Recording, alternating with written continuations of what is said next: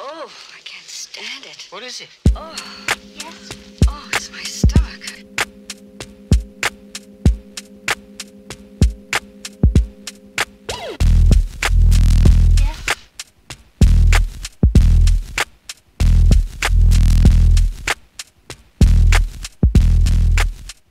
So not that we have multiple news stories about the advanced water treatment facility, what is the city prepared to do for its citizens? Well, I'd like to share a couple of facts that you do not know. It has been stated in a recent article about the infrequency of the AWT plant operations and its ability to provide water to replenish the county well system, as the permit specifies the city should be doing in order for the city to be able to draw water from those wells. However, the pumps that are needed to move the water produced by the AWT plant have been missing for almost 3 years now, since Mr. Hanks has been here, and they have not been replaced as of yet.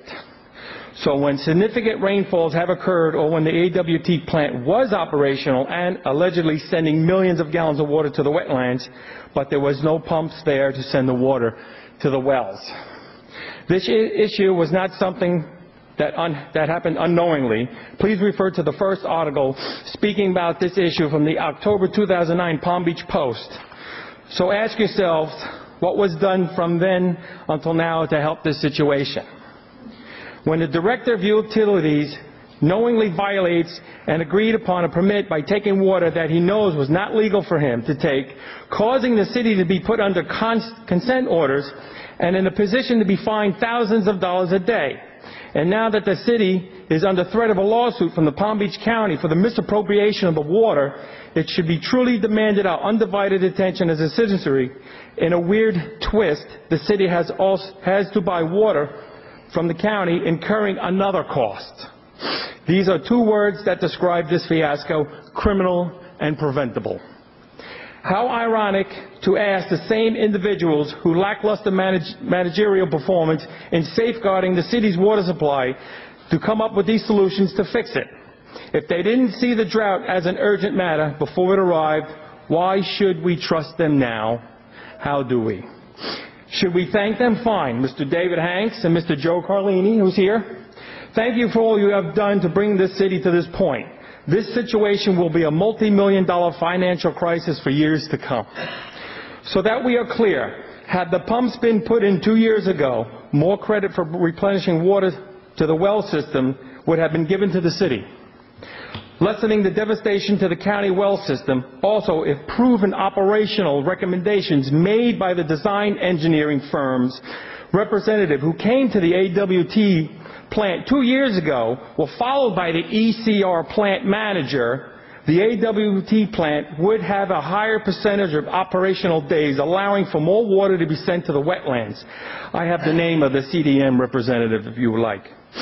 In the words of our own mayor, she recently told commissioners that she had spoken with someone working close with all of this, and the person expressed that they were happy to see Mr. Hanks finally doing some of the things now that were suggested to him 3 years ago. Thank you very much. I submit to you that they have been done in the severity of the past year's drought, and the impending situation of next year's season would be much less than it was the year than the next. Thank you, Mr. Corrigan. See you in 2 weeks.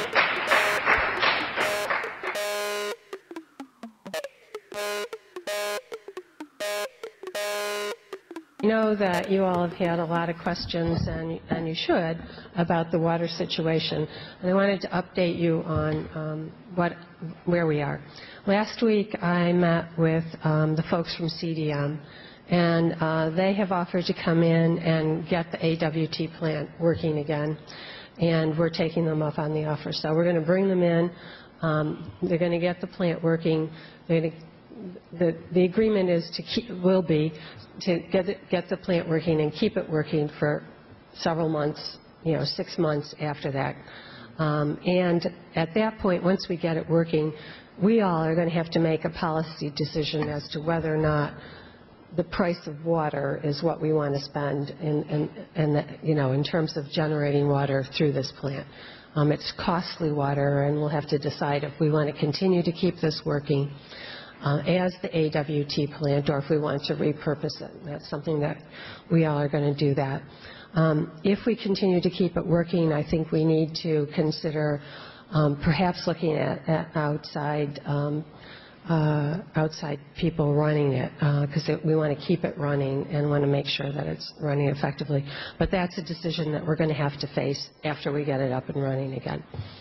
I'm also putting together a group of key citizens with a lot of knowledge about water and our water plants to be a blue ribbon committee to work with Mr. Hanks and myself to make sure that our drought plan is feasible, viable, and understandable by not only us but the public. So we're going to have bring in some citizens to take a look at that. We're going to augment our current water committee, and we'll have some expert people taking a look at what our plans look like. And thirdly, we're going to launch a campaign on conservation, because we really do have to make that a critical piece of what we do in our water. So we're going to look at what it's going to take to get a campaign out there to talk to people about what it means to conserve and how to conserve. So those are the three things that we've already started on and we're moving forward with. We're in conversation with South Florida Water Management District. We've been having very cordial talks with them. They will help us. We will work out that piece to satisfy them and really work for us as well. So that's just the update at this point. We have Mr. Hanks coming back in a month. We asked him to come back last week in a month, and we will present the plan, the drought plan that talks about specific levels of water, what kinds of actions we'll take to address those levels, how much water the actions will bring in. We're going to see numbers, we're going to see projections. And I think that will help us all to make better decisions about what we have to do.